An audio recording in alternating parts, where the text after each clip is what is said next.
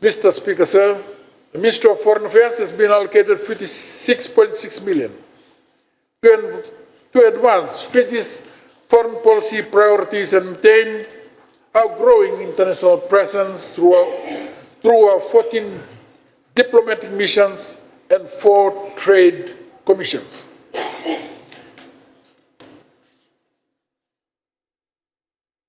In today's global environment, it is important that Fiji remains connected to our key partners and our key markets around the world. Our overseas missions play an important role in promoting trade, attracting investments, supporting tourism, creating employment opportunities, and looking after the interests of Fijians abroad. This budget provides continued support for Fiji's overseas mission, including the operationalization of our mission in Jerusalem and the reopening of Fiji's mission in Brussels.